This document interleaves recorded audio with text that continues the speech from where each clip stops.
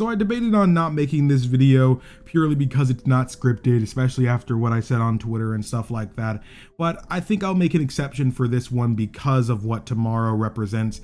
Tomorrow is the, I guess, last hope for Sora getting into Smash Bros. Ultimate.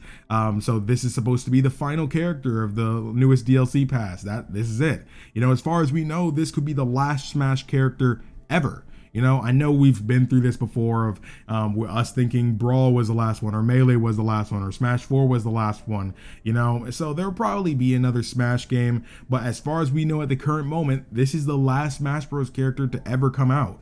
So that's why it literally has been, I don't know if you guys follow like, you know, Twitter stuff or anything like that, but every single day for the past week, you know, since actually, it was actually since the Nintendo Direct when they scheduled when the newest character will be announced. That was the last time, you know, ever since then, Sora has been trending on Twitter. So that's the biggest reason I want to make a Kingdom Hearts video right now, even if it's not scripted. None of that has anything to do with the video, but but I wanted to say why I'm uploading another Kingdom Hearts video. But I was talking with my brother, and this is something that I'm not too sure the Kingdom Hearts community has already been talking about, but I've actually remembered talking about this before on a live stream a while back, but I wanted to make an actual video about it right now. So this is one of the biggest secrets I feel that is just hidden within the Kingdom Hearts series that no one's talking too much about.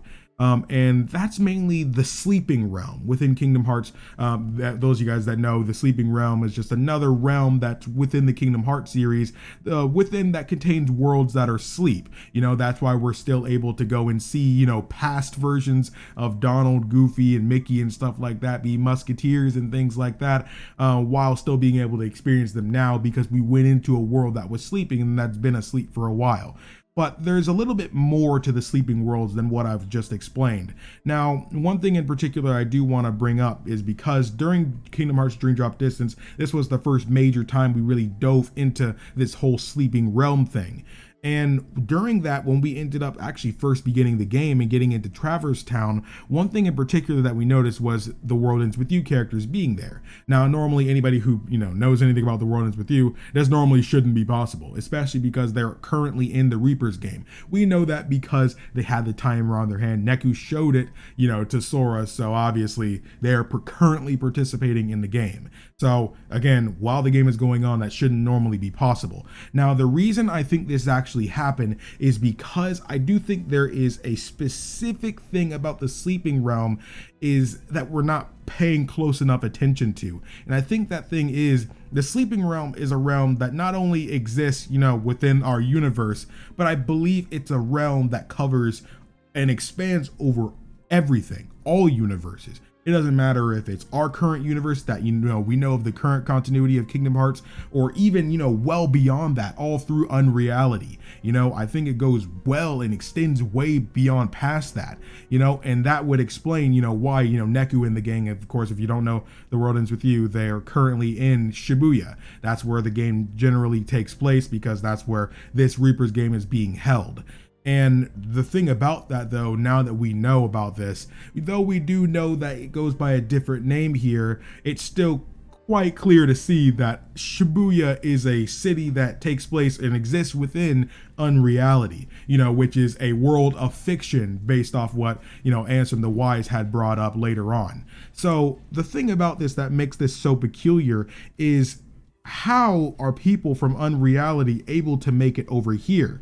And the situation is a little bit different than the Nameless Star, primarily because, you know, she kind of ended up, you know, in a not so good state. So how did, you know, why did they get, you know, be able to come over here when she wasn't able to come over here the way they were, especially since they were just able to walk out and leave too? So this goes to show me that I truly do think that the sleeping realm really does cover and expand across all of these different universes. And it just makes sense. It acts as a gateway. You know, if you're able to get in and out of the sleeping realm, I believe you're also able to go in between its folds and stuff too. Kind of like if you have a blanket, you know, this blanket is the sleeping realm. But the thing about the sleeping realm though, if it's all bundled up and stuff, you know, you normally would make it pretty hard to be able to actually traverse through. However, if there are gateways between each of its folds, you can easily get right through to where you want to go. And that is how they're able to really go and, get back to Shibuya. But the thing about that is, if that's just one place they were able to go to, what about all the other realms they may be able to go into? Now, this is maybe thinking like Kingdom Hearts 10 or something, but if this is really true, then that means that knowing something like this, they could essentially, conceptually be able to get to any universe, any individual place, as long as it's covered by the realm, of the sleeping realm, which, based off this theory, it does. So the sleeping realm has infinite potential in transporting somebody. Now, the thing is, what makes this peculiar, though, as we know, it's a little bit different, though. If we remember, we weren't really truly playing as Sora in Dream Drop Distance for a while, primarily because, his real body was asleep in the real world. But the thing is, there were ways around it. Riku was able to go physically into the sleeping realm. So, there's a whole bunch of complicated malarkey that goes around it. But regardless, you can still save someone's heart, by accessing the sleeping realms and getting to other realms that way. So essentially they could do this to, really help the Nameless Star if they wanted to. They can do this to bring Sora back too. While Sora is gone physically and stuff too, we haven't actually necessarily seen if they could save someone physically. I don't necessarily see why not, as Riku was able to just come back. But going by that logic, we could literally bring somebody from any other realm and just pull them back to where we're from. So that is kind of broken. Now, I think that this is something that is possible. However, because it's this possible and essentially this broken, I do think they're going to add rules, around this. Nomura is definitely going to add some kind of rule to really patch this out, basically. This is just going based off our current knowledge. As of the recording of this video, the newest Kingdom Hearts game is Melody of Memory. So, obviously Union Cross has been, completed, but Dark Road has been delayed, so we don't know when that's going to finish. Maybe that'll do something about it, but I highly doubt it.